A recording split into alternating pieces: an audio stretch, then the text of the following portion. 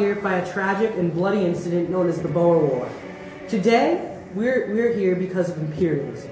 Now, all of us want to expand our empires, but not all of us can control all of Africa. So today, we're here to settle who will get what in Africa. Let the Berlin Conference begin. On behalf of the Kingdom of Italy, I believe it is God's will to spread our religion to the Africans. There is so much to explore. Life is an experiment in which we may fail or succeed. Explore more, expect least. To live, we must explore. No! As Kaiser of Germany, I believe that Africa should be taken over to show forward our military strength. I want to make them into colonies. The Africans must be ruled by European men. But I must agree with Wilhelm in that I, the white man, am superior to the cynical pagans of Africa. Wilhelm, if anything, we must create protectorates to let the natives rule their land. They deserve at least that if we are unfairly subjugating them. Although Britain seeks economic gain, we would not hesitate to take Africa by force from anyone who stands within our way. We successfully took South Africa from the Dutch farmers you know as the Boers and the Zulu tribe led by Shaka. Gladstone will not be so proud to defeat a couple of Dutch farmers that savage shagness led by who? Some fool by the name of Shaka? We must conquer Africa to explore. Just because I prefer peace to war doesn't mean I won't fight it. Enough! Enough with all your quarreling. Enough with all your stupidity. I have reached my decision, and anyone who's incompetent enough to disagree may rebut at the blade of my sword. You will get the land that I provide to you. And leaders of Europe, although I am awarding you this land, it is your responsibility to take it from the savages. Oh, we're losing this battle horribly. Men, attempt to flank the Ethiopians. Oh, you, go tell the king that Emperor Menelik II has nearly obtained victory. Your Highness, I am here to inform you that Emperor Menelik II of Ethiopia has defeated our armies, and Ethiopia is now an independent nation. What? How can this be? Defeated by pagans? By savages? Now I know that during the Crimean War, that our friendship diminished, but now I see the perfect opportunity for us to renew that friendship.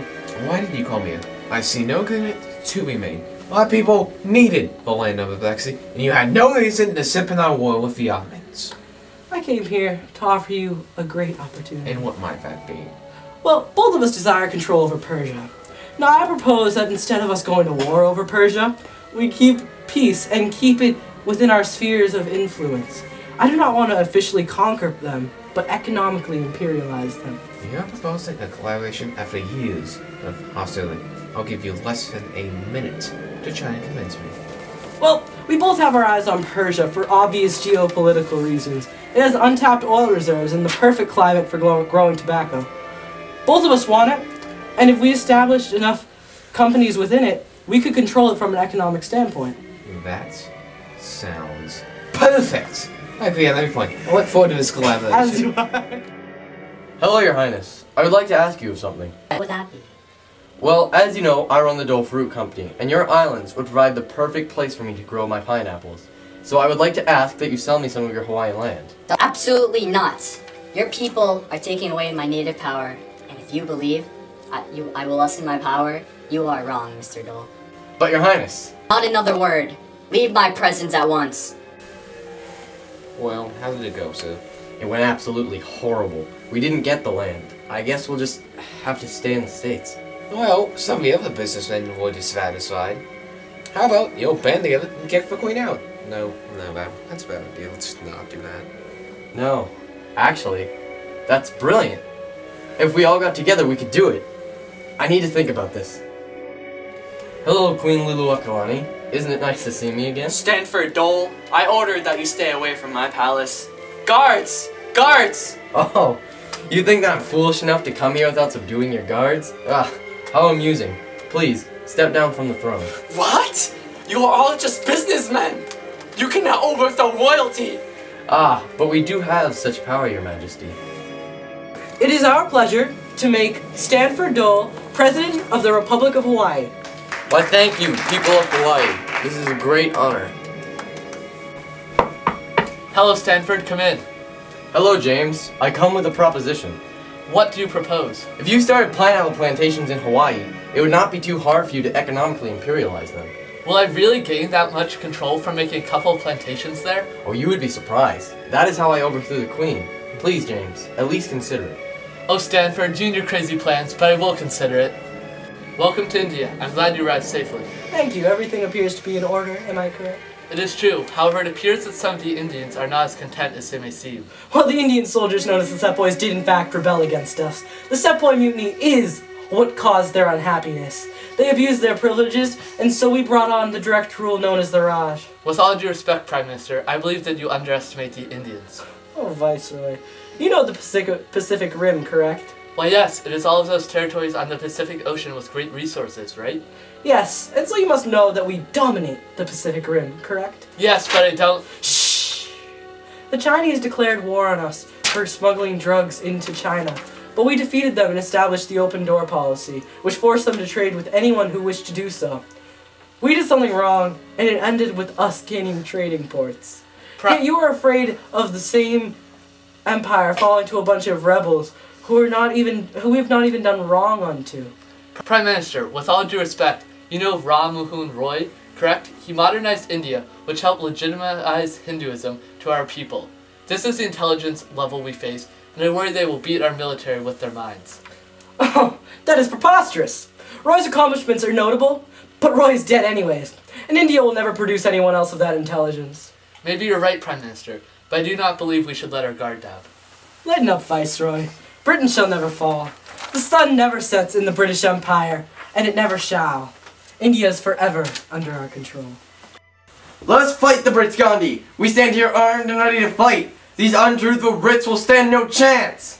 Why must we wait? We shall defend our home, whatever the cost may be! But fight, you say? Must I not remind you of the Sepoy mutiny? Our people vainly went into battle and were easily defeated. The good caused by violence is only temporary, and the evil it does is permanent. The only way we can defeat the British is not through war, but through justice. Our brave ancestors fought the British in war, and they have only responded with tighter control over us. If we do not learn from our mistakes, all we can do is repeat them. This is why, my brothers, I ask you to join me in the war of peace against Britain's tyrannical rule! Can you look at this? This is about the Boxer Rebellion. I almost didn't come because I was afraid the Hawaiian natives would revolt like this. I should have known that the Hawaiians had not been suppressed. The Chinese were right to rebel against the British. It is a shame the British won. Thank God I did come here. Hold this for me. Yes, sir. Isn't it funny that over 40 years ago, my cousin told me to do this? I thought he was crazy, but look at it.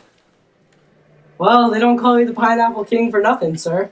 He was right. It really does astonish me. It is strange that the countries no longer seem to want to expand their empires. It is rather strange, sir. Destruction of culture, death, unfair treatment.